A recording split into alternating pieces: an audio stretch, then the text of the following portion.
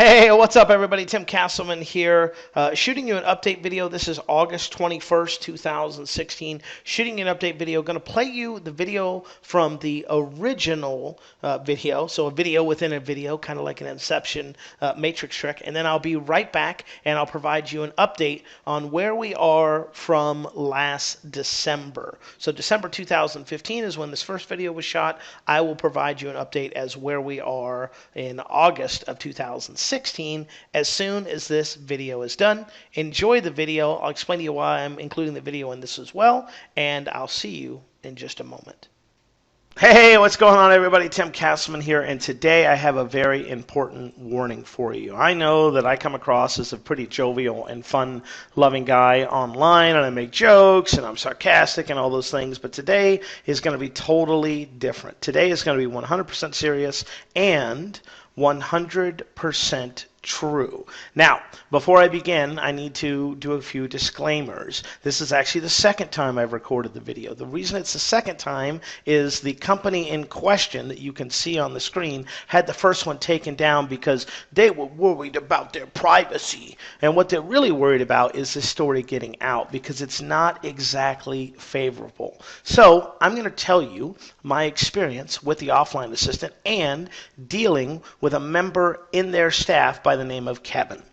Now, I can't use Kevin's full name because that's what got this video removed the last time, but I can use his first name. And luckily for me, I'm now an expert, as is my lawyer, in the YouTube privacy policy. So, with that being said, let me tell you about this wonderful sarcastic tone experience I had with the offline assistant company and why I'm giving you a real world 100% serious warning not to use this company. And one last disclaimer before I tell you, this is my experience and my experience only. You may have a great experience with them and you may choose to work with Kevin and the offline assistant company after today. If you do, that's 100% on you. If you want to invite this company or anyone within its company to speak at your event, be at your event, be featured on a podcast, that's totally up to you as well. My whole point here is just telling you my experience and why I am personally recommending that you stay away from the offline assistant company. So here's the deal. Back in late January, early February, hired the offline assistant company.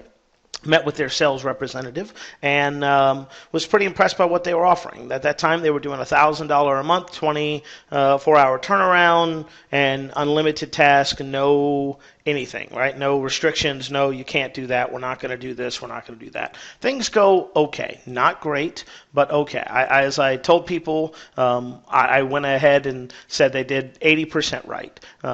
Truthfully, they probably did 50 to 60% right. I just didn't deal with it. I handed that off to my assistant, and she was basically in charge of running that division of our company and making sure that stuff got done with them. I come to find out after all of this, she was spending about 6 hours a day having to correspond and train and in some cases spoon feed information to those people. So we hire them, things are going okay, we have some hiccups, but things are generally going decently well. October 5th, 2015, we start a physical product company online. We do the drop shipping model. So we do free plus shipping offers. They're drop shipped directly from the manufacturer to the customer. We don't have any inventory. All that we do is take your money on our Shopify store and then fulfill the order, in this case through AliExpress, and then once that happens, it's shipped directly to you. We never see the product, and if everything goes well, we never interact with the customer. If it doesn't go well, then we go ahead and have some customer support stuff. So we had hired the offline assistant in this capacity as well, and their job was to do our customer service and support and to fulfill our orders. And we got pretty lucky in the fact that we found a hit product right, within the first couple weeks of being open, and this thing exploded. And it resulted in several, like tens of thousands of dollars in sales and over 2,000 orders. So think everything's going well, think everything's going all right. We're talking about what we're doing online. We're talking about people, how we're making a profit month one, which according to our books we were. And as a result of all of this, I think things are going great until I have a meeting with my accountant. And that meeting occurred on November 18th. So basically what happens is we review the previous month's books, So in October, we review September's books. For October's books, we reviewed them in November. So we sit down, we talk about this new division of the company, and I immediately notice that our cost of goods sold, the line item in our profit and loss statement, is about $2,000 higher than the daily spreadsheet that we have the offline assistants fill out for us. So we have a spreadsheet that basically breaks everything down. How much we spent on ads, what our profit was for the day, or what our total sales were, what our cost of goods sold, and then our profit left over. And they get that information directly from the orders that were supposedly being placed.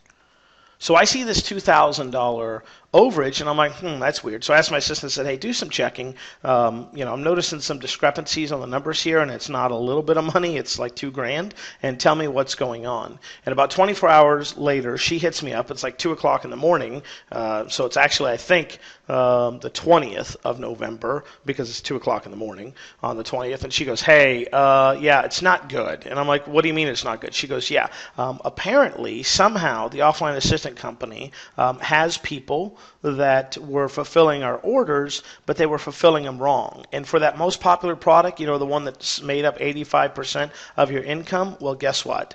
They were double ordering that. So if we said, or if a customer ordered 1, well, they were ordering 2. And if the customer ordered 2, they were ordering 4, and so on and so forth, right?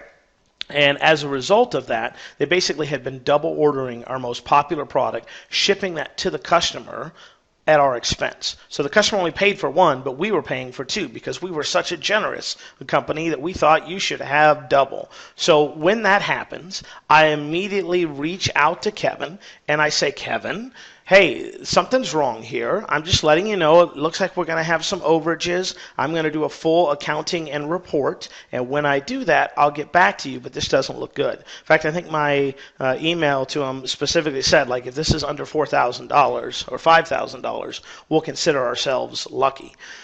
So I immediately get to work. We pull all the Shopify orders. We pull the AliExpress orders. I get credit card statements. We get it all just to line everything up. And then I have the offline assistant company pull the last 100 orders so I can spot check those. So I personally review the 100 orders.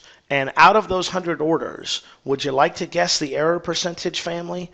Would you say 50%? Higher. 60%? Higher. 70%? Higher. Your nuts starting to shrivel a little bit? 80%, Tim? Higher than that. Turns out, in those 100 orders that I spot checked, there was an 85% error rate, which means 85% of the time they got it wrong. So, and this company is not a small company, allegedly, right? It's got 22 employees. They have a project manager that's supposed to review everything. And what had been going on is this. We sent them a training document that said, here's an example. This product says 1 in the store, but you would need to order 2 there. What they did somehow, miraculously on their end, without any coaxing or coaching by us, is this. They went and said, you know what, we're just going to go ahead and double order all of the products, except we're not. We're only going to double order your most popular product, even though in the spreadsheet that we provided them, it said to only order 1. So long story short, we go through it. They should have ordered, just we'll keep it easy math, okay, for all of us. They should have ordered $7,000 worth of goods. Yeah, they ordered $14,000. So we're talking an overage of $7,000. Really, again, to keep it simple, it's closer to $8,000. So we're $8,000 in the hole that I've had to pay out on products that they have mistakenly shipped for no reason at all. So I reach out, I relay my findings to the company, and I say, hey, Kevin, here's the deal. This is what's going on. Basically, you guys spent 14. We only should have spent 7. I'd like to know what your plan is to reimburse me and or compensate me. Well, guess what? His first email back is, yeah, I've reviewed the documents, and this training example here is what we went off of. So we did nothing wrong because the training example says you should double order every item, so that's what we were doing. But here's the funny thing.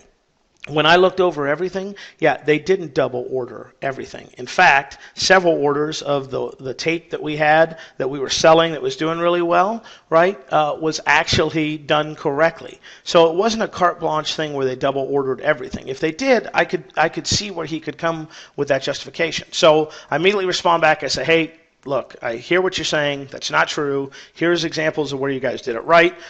We spot checked everything. Why wasn't this quality checked by your company like was promised when we hired you? And basically, how could somebody see us taking in $5 on the left hand, spending $7, and not go, that's weird. Why are they losing money on every order? I just don't get it. I just don't understand. So when they were confused, right, no one came and asked us any questions, and it wasn't until we caught the error that the error stopped. And as a result of that error, we're owed about $8,000.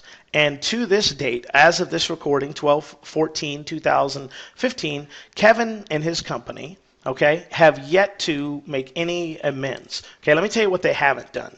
Okay, they haven't offered an apology.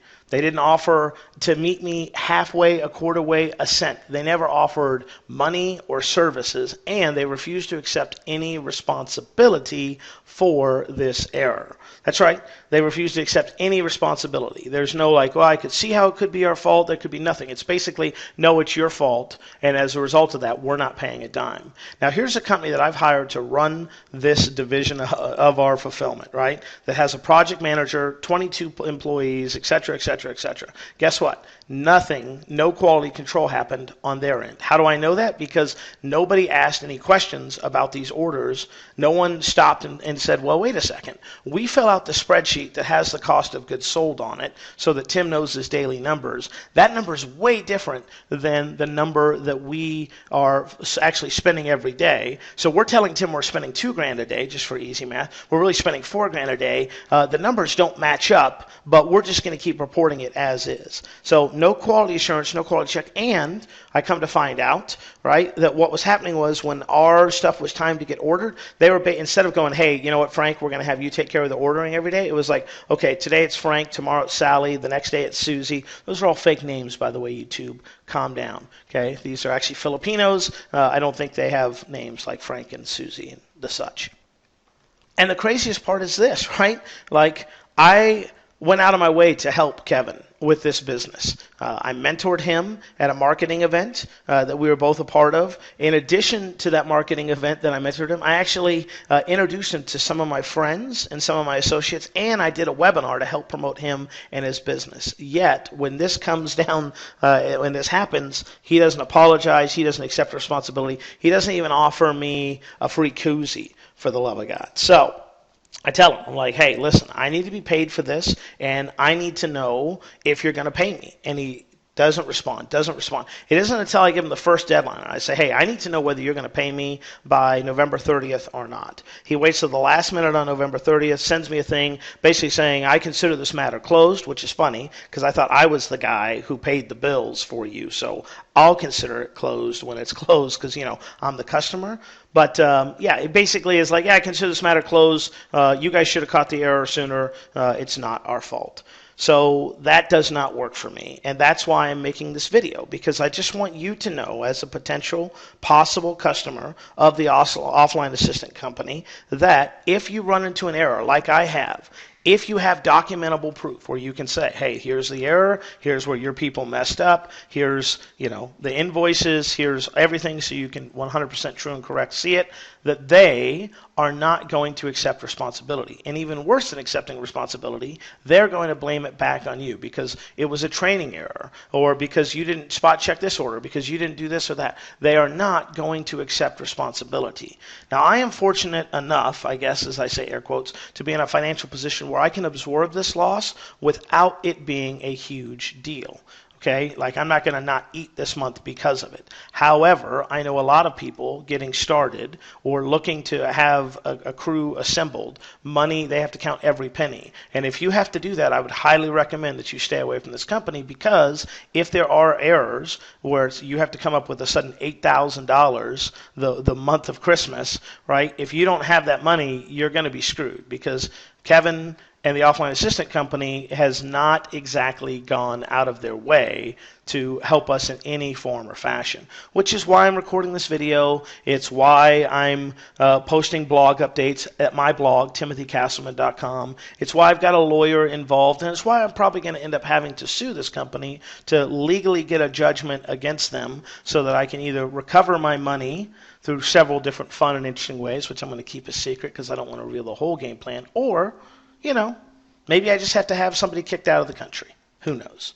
All I know is this. For me, in my experience, I would stay away from the offline assistant company. I would look for a company that is going to be reputable in the fact that they will sign a document that says, hey, I acknowledge that if there are any mistakes, that we will be responsible, financially liable for those, and we will compensate and indemnify you. And if you ever work with a company where someone in the company does not take care of you as best as you think they should, you should definitely move on from them. But if you really think, like in certain cases like this, you should definitely be ready to fall on your sword and share this story with people. Because, it's $8,000. It's a little embarrassing that we lost that. It's even double embarrassing that we can't get a company to stand behind their word. And, lesson learned for us. And I hope that you have learned a valuable lesson from this, and that is twofold. One, be sure to double check, triple check the people that you work for, get everything you can in writing, okay? And specifically, I would reach out if you're going to work with a company like this or any company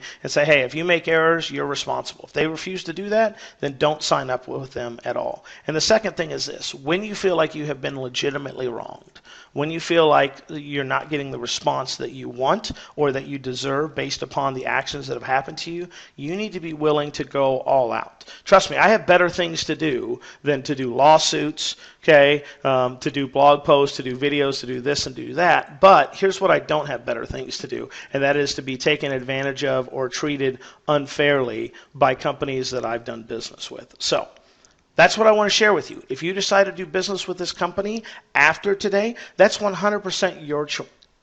100% your choice. Sorry, getting a little choked up here right now. It's 100% your choice. I just want to tell you my story and experience with the offline assistant company and why I am recommending that you stay far, far away from them. If you have any questions, you can always reach out directly to me via my blog or do a Google search for Tim Castleman. I'm sure you'll find me. I'll be more than happy to share this information, just like I have with my lawyers and credit card companies and legal agencies and law enforcement, with anybody who asks. So thanks for watching this video, and I'll talk to you real soon. All right, well, welcome back. Well, before I get into this update, I'm sure my lawyers will appreciate the fact that I put this here, and I will appreciate the fact that I put this here, so just to be perfectly clear, okay? Everything you saw in that video, everything that you see in this video, anything that you see from me relating to this case are just my facts and my opinions, and they are expressed that as Tim Castleman, the president of Castleman Consulting LLC, right? And really, I call them facts here, but really, let's just say they're my opinions, right? What my assumptions are, what my statements are. They haven't been proven facts in court of law, and I don't want you to consider them facts and should not be deemed truthful or factual without doing your own due diligence, right? The only reason I'm sharing this with you today is because all of the information I'm about to share with you is a matter of public record. Once Kevin O'Connor sued me in Lubbock, Texas, and there's the cause number right there. You can go look it up. You can get all the supporting documents. You can see everything I'm about to share with you in real time for yourself to help you do your own due diligence and make up your own decisions. Also, I want to remind you and anyone who might be watching this, including YouTube, that all the events that took place, the recordings, happened in the United States. They didn't happen in Ireland by myself or Kevin, because Kevin was actually here as a visaed resident in the United States. He lived in the United States. He conducted business in the United States. Nothing has to do with the country of Ireland, except for the fact that I believe that's where he's kind of gone back into hiding, quote unquote, if you will, because he certainly isn't in the United States to the best of my knowledge, right? And the only way that these are going to be removed is with a court order from a United United States court because they're the ones where Kevin sued me at. See, he sued me in the United States, so he apparently wants this to be conducted under the United States. So that means that my copyright material cannot be removed, cannot be blocked by California, by Texas state law. And yes, that even includes you, YouTube. So you YouTube reviewer that I'm sure is going to be watching this in legal, if you are going to do that, I really want to see all the legal precedents because my lawyer's definitely going to have some paperwork for you. And again, I just want to say, do your own homework, your due diligence prior to making any decisions. These are just my statements and opinions on what is going on and has gone on since then. So, what happens, right? You saw the video. What happens is we go radio silent. Not us, Kevin does, right? Doesn't start returning emails. I ask him for his address so we can send him the legal paperwork. Turns out I have to actually send it to him via email because he suddenly has forgotten how to return an email or something's up. I don't know. Could be the fact that he was moving cross country at the time. That he was, not so diligent in checking emails. I mean, if I ran a company, especially one that was a service-based company, I'd be checking emails, but for whatever reason, he stopped returning it. So we sent him a legal demand letter. We did not sue him. We sent him a legal demand letter, which is basically a nice way of my lawyer saying, hey, listen, here's what we believe, and here's what we'd like you to do. So our belief is, hey, we're correct. You're incorrect. You owe us about $7,000 to $8,000 worth of lost goods. We'd sure like to get that money from you. If you'd pay it, we'd consider all good and well and, be done with it and move on. So we sent him that on the 14th of December 2015. Again, I'm including all this information, including anything that might seem personal as nature, because it's a matter of public record, right? I'm not revealing anything that's not already out there in the court system. If you type in my name or Kevin's name into Google, guess what? You'll see the public filing that he did against us, right? Oh, damn, sorry. Spoiler alert. Well, guess what happens? Well, I also, along with that, right, my lawyer says, hey, listen, I can get you the 8K. I think that's what you're entitled to. I think that's what, 7, 8 grand. I feel like that's what you're entitled to, and I feel like we can get that. But, do the guy a solid, offer him one more time, because I'd offered him multiple times to make payment arrangements with us. Offer him one more time. So I said, hey, dude, listen, I don't want to go through with this any more than you want to. For $5,000, we'll call it good. And if you need to, I'll even do a payment plan with you, right? So I offered to settle for almost half of what I felt like he owed me, and I offered to let him do payments if it was a monetary thing. Because, I'm sure for some people, $8,000 or $5,000 or $6,000, $7,000, whatever the amount may be, can be a little bit hard to come up with. So you can see right there, hey, look, if you've got to do it, I'll give you a $3,000 discount. You pay me $5 grand right now if you got to do me payment plans. I think we said 2 payments or 3 payments of $2,000, so $6,000, right? So, okay, great. Well, we figure we're going to get this check any day. I need it by the end of the year so we can close out our taxes and just move on from this whole thing. Well, not only does Kevin not offer or take me up on my discounted settlement offer here, right? He retains a lawyer himself. And again, matter of public record. And I get this email from Zachary Ferrara, who, by the way, has an amazing photo on Google. You should check it out. He's a soccer player, or was a pretty big soccer player. So very awesome photo, action shot, great job there. In that letter, Zach asked us to do this, right? Or he says this: the offline assistant pointed Castleman Consulting to the instructions that clearly directed them to double all orders. So they're saying that allegedly, right, that our instructions told them to double all orders. Now, what's interesting is that all orders weren't doubled. But, again, that's something for the court to figure out. I'm just kind of providing you with an update. But it gets even better, right? So he's telling me, hey, we're the ones that told you to double all the orders, right? And then here's the funny part, right? He wants me to issue. This is part of their legal demand back to us. They want me to issue a public apology for making the statements that I made. And they want me to make them on the same platforms, right? The same platforms that I made my videos on, that I do my podcast on, my blog, the Warrior Forum, Facebook, all those things. And they want them to be publicly viewable for Facebook, right? And each apology must be satisfactory to Kevin, right? He's got to be okay with it, and it's got to be publicly viewable for 1 year. It cannot be taken down or altered prior to the expiration of the 1 year period. Oh, and by the way, if I could just scratch them off a check for $315,000.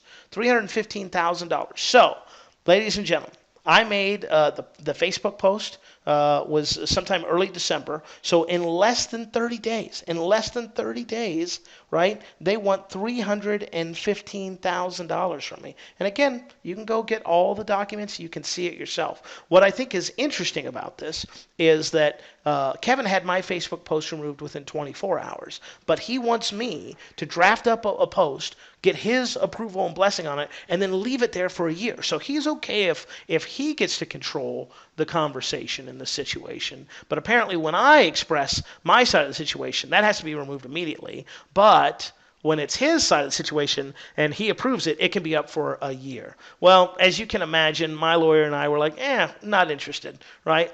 So we forget all about it. Why did we forget all about it? Well, candidly, right, I was going to spend $5,000 to get a lawyer to get an $8,000 settlement from Kevin that probably, based on the fact that he hadn't even offered up a dollar yet, he may not have had the money, he may not have had the financial ability to pay me, right? And it was just a big, giant pain in the butt. So I said, you know what? We're just going to table this. We're going to shelf it. I'm not going to worry about it. I'll give it a year. If in a year I want to still sue him, I'll do that. Well, unfortunately for Kevin and for me, ultimately, he had other plans. So just a quick recap before I show this next slide, even though I already showed it before. So I asked Kevin to pay me $8,000, right, with the threat of a lawsuit. He comes back and says, not only am I not going to pay you the $8,000, right, I want you to remove all the posts that you made. Then I want you to write up an apology. Right? I want you to violate what I would consider violate my First Amendment rights of freedom of speech. He wants to dictate what it is I can say, where I say it, and for how long it is. And then he wants $315,000. $315,000 less than 30 days after I make my first public post about this on Facebook, which, by the way, gone in 24 hours. Why? Kevin had it removed.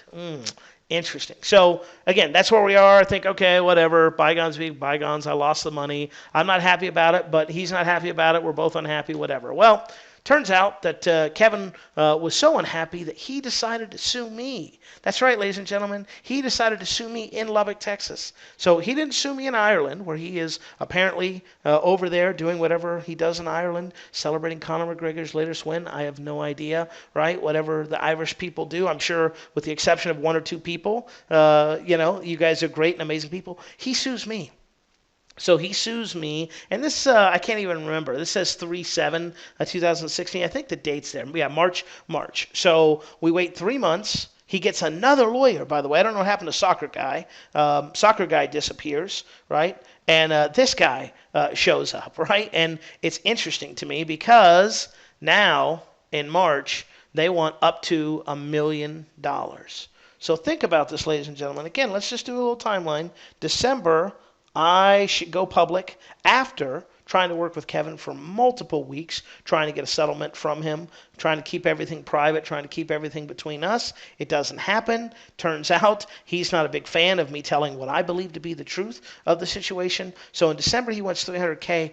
By March, the beginning of March, so we're not even talking, I don't even think it's been December to January to February to March, so 3 months now. Now the amount has gone up to $1 million. And again, this is all public record. Do your own due diligence, all that great stuff. So his law firm, J.P. Manning and Associates, right? Interesting fella, interesting times, goes ahead and files all the necessary paperwork, right?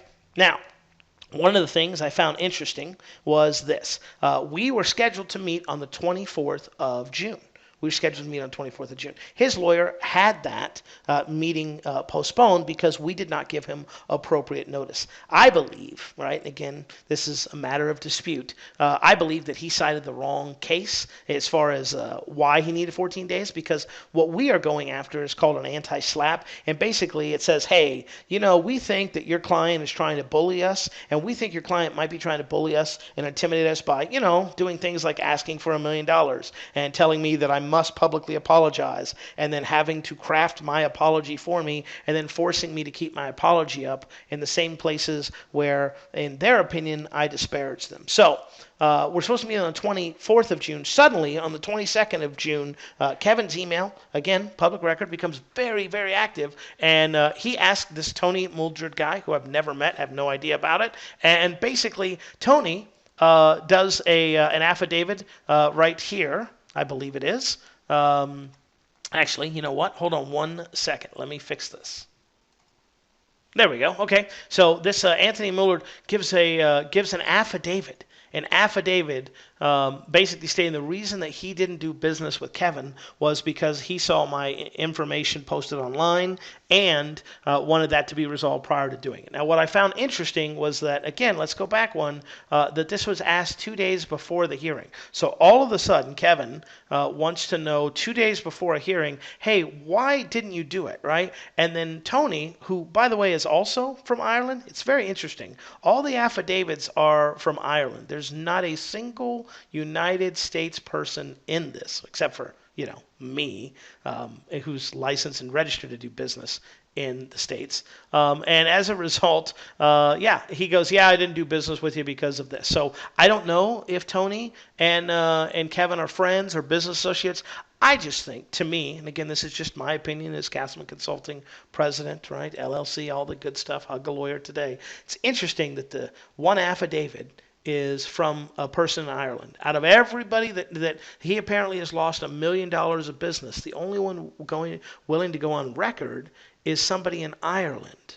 It's just very, very convenient, coincidental. I don't know what the word is because I'm not a wordsmith, right? But and then on the 24th of June, Kevin gives this affidavit. Now, this is pretty interesting affidavit. I highly recommend you go check this out. Again, Kevin reiterates that the instructions expressly directed the offline assistant to double all orders. I believe that to be false because, we tell them, hey, order one here. We have a spreadsheet, right? And the spreadsheet said one all day long. So 1 equals 1 to me. But again, that's something for a court to decide. And Kevin is saying that now, since December, that his sales have dropped off by 61%. 61%, right? And no time during the past 4.5 years had that happen. Now, I am not a Houdini here. So I'm not putting on my Houdini hat here. But think about this for just a second. Kevin, who's at the time a visa resident of the United States, so he's not in Ireland. He lives in the United States when all this goes on, when I hire him, when we have all these issues. How do I know that? Because he actually came to hang out with me in Lubbock on his way to moving to Florida. Oh, did I mention that? I'm sorry, I forgot. Yeah, Kevin moved from the West Coast to the East Coast, right? I'm sure moving, like shutting down your entire base of operations and moving them from one coast to the other, I'm sure that has nothing that would have zero impact on a business, right? And it's also December. Now, I don't know about you, but in December, I'm usually thinking about buying presents. I'm not really thinking about buying business, especially when the new year comes, and that's typically when I do my business. So I don't know. I mean, to me, it would seem that if someone had moved 3 times within the last year, or one from Ireland to the U.S., to the West Coast, then to the East Coast, then back to Ireland, that maybe, just maybe, if you do direct sales, like he appears to with webinars and then phone closing, it probably gets disrupted by your own movement. And the timing of the year might do that, right? I certainly don't think it's the 27 views or however many views the original video had prior to his lawyer getting it and constantly replaying it over and over to transcribe it, right? And I certainly would never state publicly, for the record, that 22 employees might be clicking on it. None of that, I'm sure, happened. I just think it's a little interesting that we're claiming a 61% decrease in business over the holidays while you move coast to coast, and you attribute that to me. That's interesting. So guess what happens? We file this anti-SLAPP lawsuit.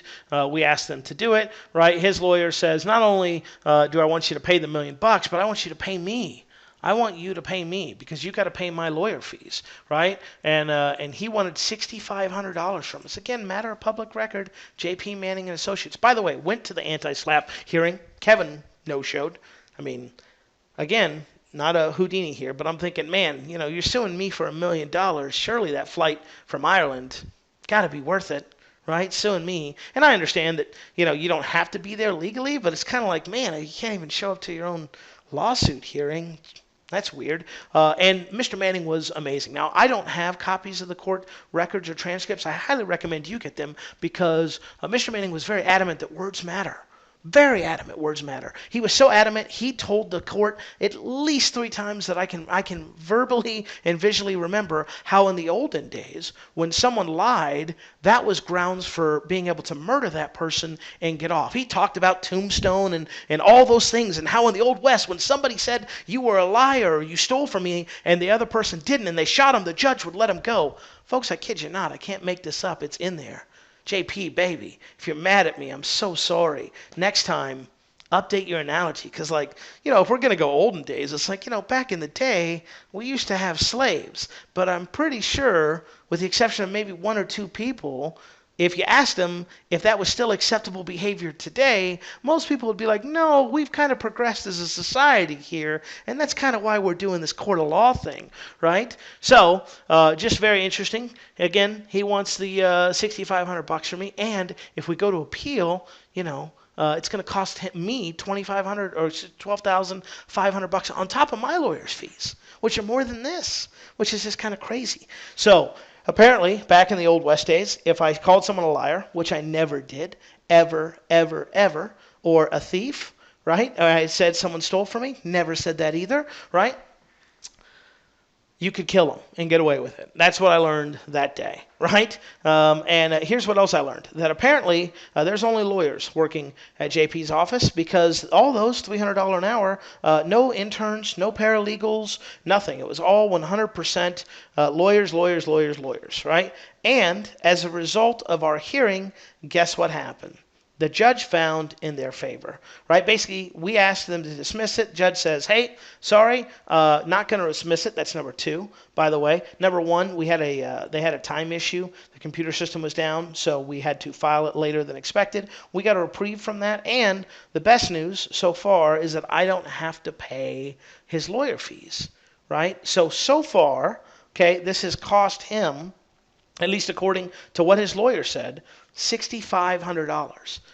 Now, ladies and gentlemen, I want to remind you that all that I asked him to pay was $8,000. And actually, I asked him to pay me $5,000 before we even did this. So he's already spent, if his lawyer's factual, and I know his lawyer is factual because words matter to him, and I'm sure he would never intentionally or unintentionally lie. And if he did, I would have no way to know that. But since words matter and these are true and factual statements, right? Because, they're affidavits, so they got to be signed, swore to be true. He's already paid more than he would have paid me just to have me be like, we're done with this. So, very interesting, right? Here's where it gets even more interesting. The other day I wake up, and this is why I'm shooting this update video. 1, I want to tell you kind of what's going on. And 2, I get this, and it goes, hey, yeah, the original video, right, is restricted in Ireland. Now, I go through, and I highly recommend, it's not clickable, but if you type the support.google and all that, you can go through this whole process. And what's really interesting is this, is when you go to the part where you go, hey, I have a problem with this, and you go, the country of dispute is the United States, here's what pops up. And it says, YouTube, this is from YouTube, is not in a position to adjudicate the truthfulness of the postings. We do not remove video postings due to allegations of defamation. So if the complaint was filed correctly, and the country of dispute was listed as the United States, because I'm a business in the United States, Kevin was in the United States at the time of this, I was the one that created the video, here based upon my experience as a U.S. company, right, dealing with another company that was operating in the business in the United States, then it should have never have been restricted. But, right, if you go to Ireland and you say, oh, it's Ireland, well, they seem to be a little more leeway with the defamation and all that. So I've reached out to Kevin directly, as well as his lawyer, and I asked them to take that false, what I believe to be false, complaint against the video down, and I asked them to do that by the 19th. They unfortunately did not do that. So I can't do anything about that video, but I sure as hell can update you guys with this video. And any future future videos. In fact, every time we go to court, I'm going to be providing you guys with a video update because it's important to me to share with you this journey. And let's just do a quick recap of everything, and then I'll talk about where we stand so far. I hire a company to fulfill our orders for our physical product business that we get started. Okay? We give them a spreadsheet that says to order 1. Okay? They order 2. Okay. In addition to that, other things, and this is stuff that we'll deal with in court.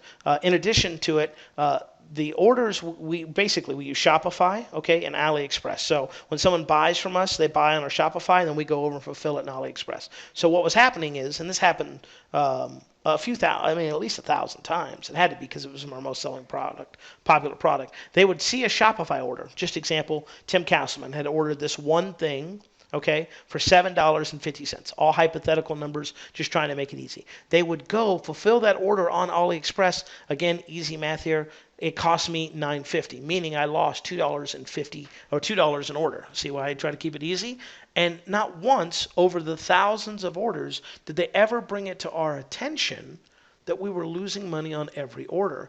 And when I brought this up to Kevin in an email prior to all this lawsuit, he said it wasn't his responsibility to know what business model our business was in, and that tons of companies do loss leaders, except that we had never told him we were doing a loss leader. See, we're a for-profit company. And the other thing that's kind of interesting, and this will be something that I'm sure will come out in the court case, is they also, by they I mean his company, prepared us a daily cost analysis spreadsheet. So basically a profit and loss breakdown where they showed our store and the cost of goods. So they were telling us our cost of goods were one thing when they were actually another. So there seems to be a little discrepancy there. Again, we'll let the courts figure it out. And on paper, they were showing us profitable, but in reality, we were losing money. So I'd really like to know how a company that fulfills the orders for us, right, does the profit and loss for us, and also sees us losing money on orders, how that all works together, and the right hand doesn't talk to the left hand, or whatever happens.